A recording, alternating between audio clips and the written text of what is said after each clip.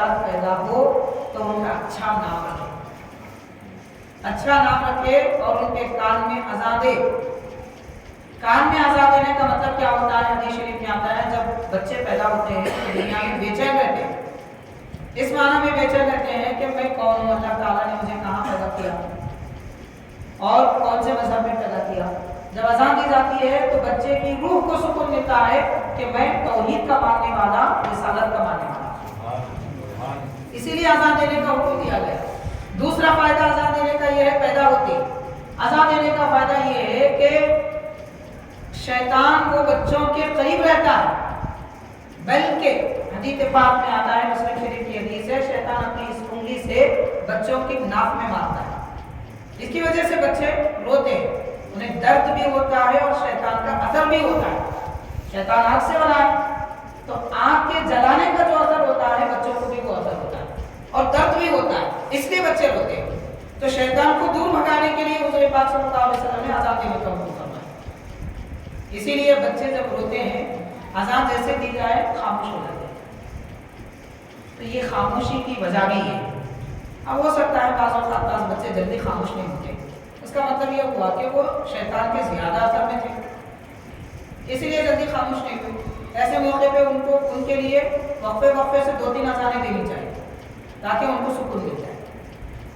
بہرحال حاضرین کرام، یہ ماں باپ پر اولاد کا حق ہے کہ وہ نام اچھا رکھیں اور اذان دیں۔ اب ہمارے معاشرے کو بھی دیکھیں، نام کی جب بات آتی ہے، حاضرین ولادت ہو جاتی ہے، بچے پیدا ہو جاتے ہیں، 1 ہفتہ 2 ہفتے مہینہ گزر جاتا ہے، لیکن ابھی تک نام نہیں رکھا جاتا۔ کیا ہوتا ہے؟ نام کے بارے میں ڈسکس ہوتا ہے، باپ 4 نام دیتا ہے، ماں 4 نام دیتی ہے، دادا کی طرف سے 4 نام، نانی کی طرف سے 4 نام، ماموں کے الگ نام، سارے ناموں کو ڈال کے مکس کر کے کون سا بھی ایک نیا نام رکھ دیتے ہیں۔ ایک نام رکھنے کے لیے اتنی بحث، اس میں کیا خواہش ہے؟ بھائی دادا کی خواہش ہے یہ رکھا جائے، نانا کی خواہش، اس میں خواہش کی کیا بات ہے؟ یہ بھی کوئی خواہش کی بات ہے؟ ہمیں یہاں پر اپنے خواہشیں بیان کرنے کی ضرورت نہیں ہے۔ حضور پاک صلی اللہ علیہ وسلم نے فرمایا، اللہ تبارک و تعالیٰ کو سب سے زیادہ محبوب، سب سے زیادہ بہتر نام اللہ کے پاس وہ نام ہے کہ جن ناموں میں عبد کا ذکر آئے، عبداللہ، عبد الجبار، عبد الرحمن، عبد الرحیم، ایسے نام اللہ تعالیٰ کے پاس سب سے بہترین ہے۔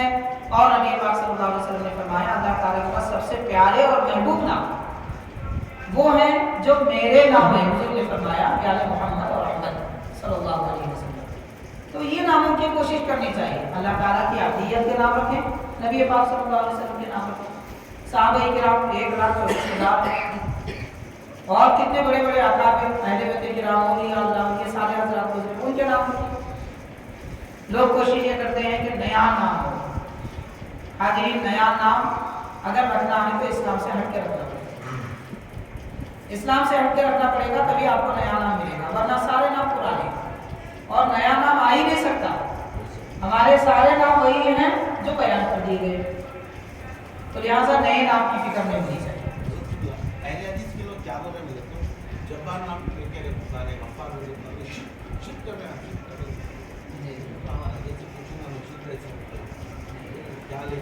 اب یہاں مسئلہ ایک یہ ہے کہ جب اللہ تعالیٰ کی نسبت کا نام رکھا جائے، عبد الجبار، عبد القہار وغیرہ، عبد الرحمن، اگر ایسے نام رکھے جائیں تو وہ نام پورا پکارنا چاہیے، پورا نام پکارنا چاہیے۔ مان لیجیے کہ اگر کوئی عبد الرحمن نہ کہے، صرف رحمان کہے، تو کہنے والا اس کو خدا سمجھ کے نہیں کہتا، اس کو بندہ سمجھ کے ہی کہتا ہے، اللہ کا بندہ ہے، اس کا نام رحمان رکھا گیا ہے، یہ سمجھ کے ہی کہتا ہے، شرک تو نہیں ہوتا۔ بالکل بالکل، مگر بہتر یہ ہے کہ پورا نام پکارا جائے، لیکن شرک کا تو ایسا کوئی تصور نہیں ہے۔ حاضرین، یہ بندوں ماں باپ پر اولاد کے جو حق ہیں ان حق میں سے یہ۔ اب اس کے بعد حضور پاک صلی اللہ علیہ وسلم نے ارشاد فرمایا کہ جب تمہارے لڑکے لڑکیاں عمر والے ہو جائیں، بالغ ہو جائیں، تو فوراً ان کی شادی کر دو۔ یہ ماں باپ کا حق ہے۔ ماں باپ اگر اولاد کی شادی میں تاخیر کر رہے ہیں تو ماں باپ گناہگار ہے، اولاد گناہگار نہیں ہے، ماں باپ گناہگار ہے اگر شادی میں تاخیر کرتے ہیں۔ پچھلے زمانے کے بزرگوں نے لکھا ہے اپنی کتابوں میں باضابطہ کہ لڑکا جب 15-16 سال کا ہو جائے اس کی شادی کر دی جائے، اور لڑکی جب 12 سال کی عمر تک پہنچ جائے اس کی شادی کر دی جائے. کیوں؟ اس لیے کہ لڑکی کے بلوغ کی عمر 9 سال ہے، زیادہ سے زیادہ 10-11 ہے، اور لڑکے کے بالغ ہونے کی عمر 14 سال ہے، زیادہ سے زیادہ 15 سال ہے. اور اس کے بعد اگر شادی میں تاخیر کرے اور اولاد گناہ میں پڑ جائے، بد نظری کی گناہ، اور آج کل یہ جو چل رہا ہے بوائے فرینڈ فلاں فرینڈ، یہ فرینڈس کا جو معاملہ ہے یہ خود ایک گناہ ہے، کبیرہ گناہ ہے، کبیرہ گناہ ہے کبیرہ، اتنا بڑا گناہ. حدیث پاک میں آتا ہے اگر کوئی اجنبی لڑکا یا لڑکی کسی اجنبی لڑکا یا لڑکی کو دیکھے اس کی آنکھوں میں دوزخ کی آگ ڈال دی جائے. اگر کوئی اجنبی سے ہاتھ ملائے، شیک ہینڈ کرنا عام فیشن ہو چکا ہے، آج کل کے نوجوان تو اسے عام سی بات سمجھ رہے ہیں. اجنبی لڑکیوں سے عورتوں سے ہاتھ ملانا، حدیث پاک میں آتا ہے آگ کا ڈلہ دوزخ کا اس کے ہاتھ میں رکھ دیا جائے گا، وہ ہاتھ کو چیرتے ہوئے نکل جائے گا. تو یہ کیفیت ہے، یہ گناہ ہے، کبیرہ کے اعمال ہیں. اگر ہماری اولاد ان گناہوں میں مبتلا ہوتی ہے، ذمہ دار ماں باپ ہیں، گناہ گار ماں باپ. حاضرین کرام، یہ ماں باپ پر اولاد کا حق کیا ہے، یہ حق جاننے کی ہم کو ضرورت ہے. اور اس وقت عام طور پر دیکھا جا رہا ہے کہ شادیوں میں بڑی تاخیر ہو رہی ہے. شادیوں میں تاخیر ہونے کی چند وجوہات ہیں، بہت ساری وجوہات ہیں، میں 1-2 باتیں عرض کروں گا کس وجہ سے شادی میں تاخیر ہوتی ہے. شادی میں تاخیر لڑکی کے لیے اگر ہوتی ہے تو اس لیے تاکہ اس کی تعلیم پوری ہو جائے.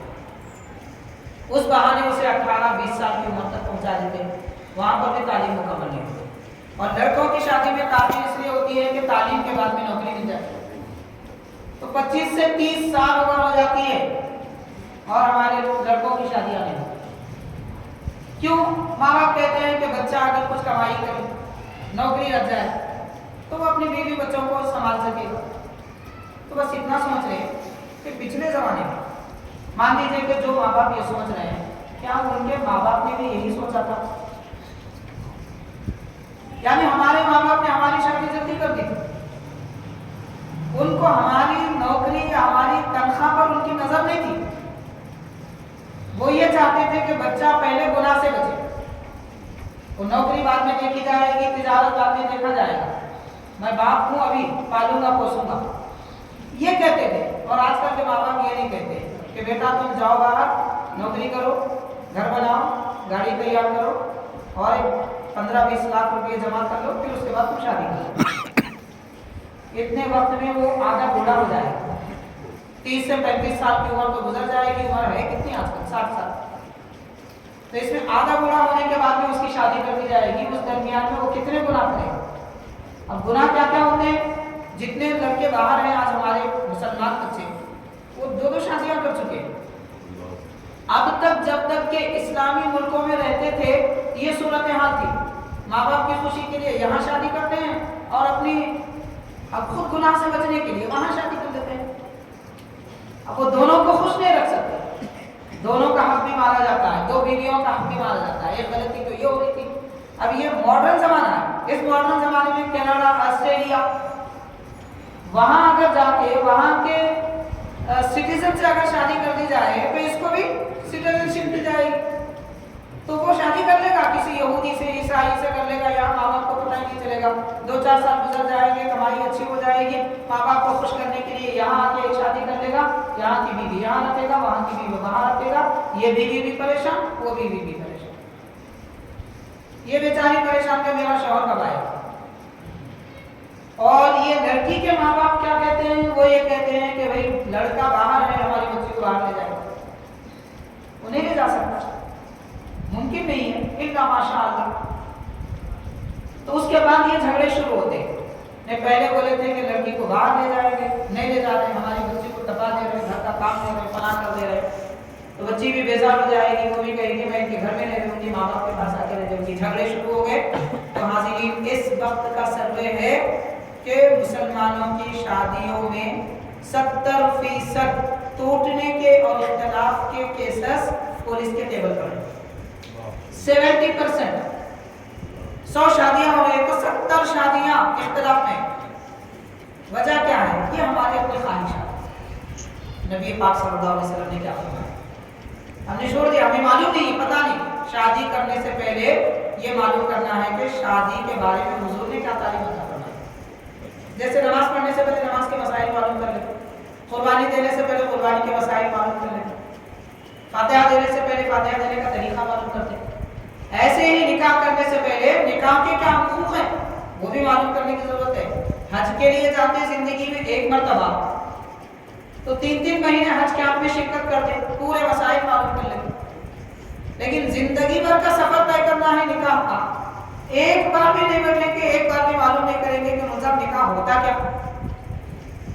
हमने ये समझ रखा है निकाह का मतलब लड़की देखना, निकाह कर लेना और उसके बाद आलीशान तरीके से शादी करना,